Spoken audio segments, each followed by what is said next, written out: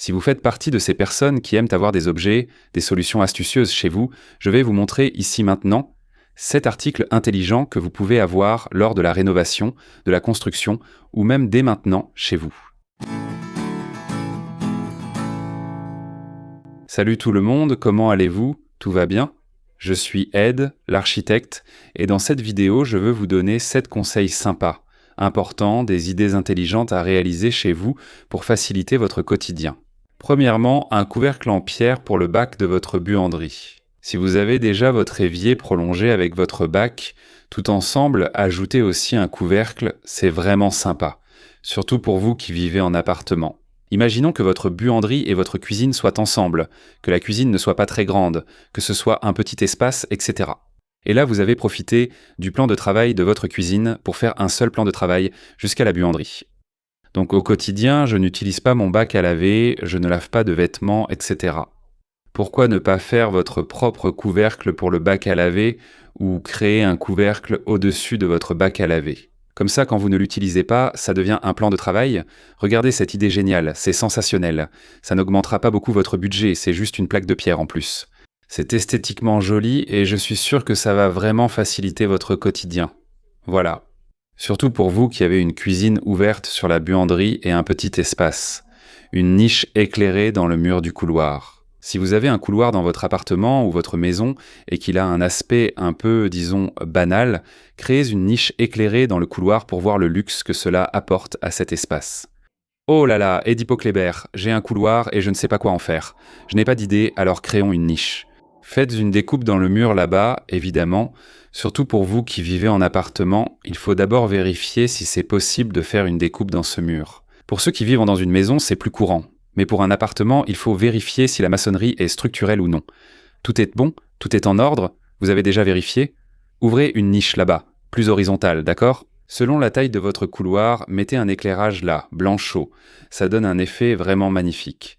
Mettez une petite plante en pot là-bas, un objet décoratif, des photos, d'accord? Cadre photo et ainsi de suite.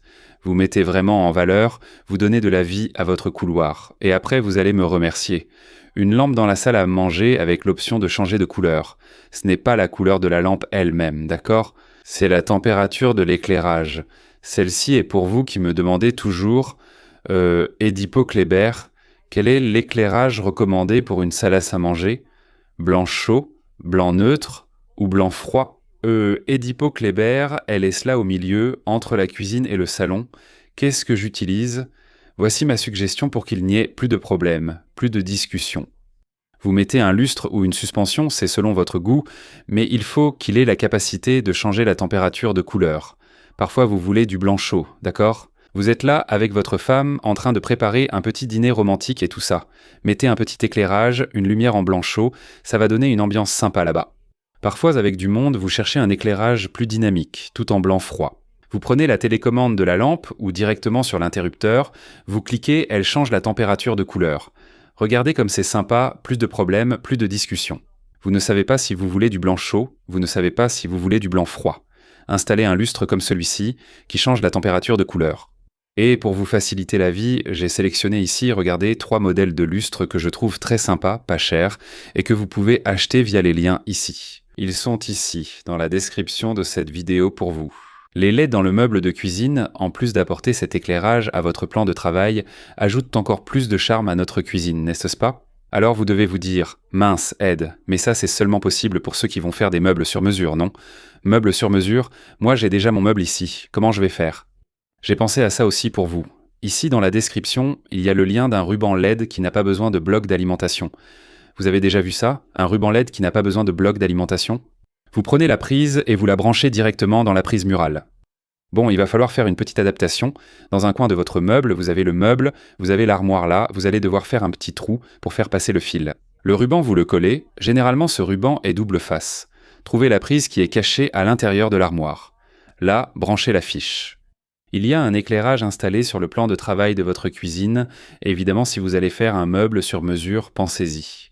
Gardez cet éclairage dans votre cuisine en blanc froid ou simplement blanc. Eltra reste toujours une de mes recommandations.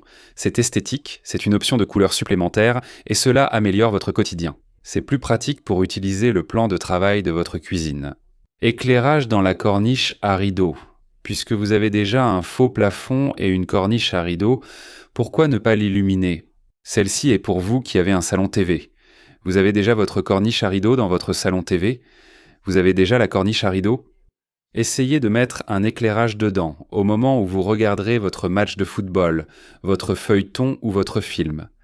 Vous laissez seulement la lumière de la corniche allumée, vous savez, cette lumière naturelle, cette lumière d'ambiance, cette lumière blanche chaud, cette chose chaleureuse, pour que la pièce ne soit pas complètement dans le noir, n'est-ce pas? Désolé pour l'environnement, vous mettez juste un petit éclairage sur la corniche. Vous avez déjà la corniche faite dans votre plafond, d'accord? Vous êtes d'accord avec moi? Pourquoi ne pas l'éclairer? C'est une option d'éclairage en plus, et c'est aussi une option qui va rendre votre salon TV plus agréable. Meuble pour cacher le chauffe-eau. Vous qui avez une buanderie, surtout si vous vivez en appartement et que vous avez ce chauffe-eau, faisons un meuble pour le cacher, non? De la même façon que je vous ai parlé ici du dessus en pierre du bac à laver, d'accord? Vous avez votre bac à laver dans la buanderie et vous avez fait un dessus en pierre pour gagner un plan de travail. On va aussi faire un meuble pour cacher votre chauffe-eau, on ne va pas le laisser là. Bien visible et tout ça, on fait un meuble simple. Si vous avez déjà un placard au-dessus du plan de travail, pourquoi ne pas ajouter un meuble sur le côté pour cacher ce chauffe-eau? D'accord? La seule recommandation, c'est que généralement, le meuble que vous allez faire, que ce soit avec une porte, peu importe la forme que vous choisissez, il doit avoir quelques petites grilles, n'est-ce pas? Il doit y avoir quelques espaces pour la circulation de l'air, d'accord? C'est très courant de laisser ça. Évidemment, le chauffe-eau a déjà son conduit qui va évacuer la fumée à l'extérieur.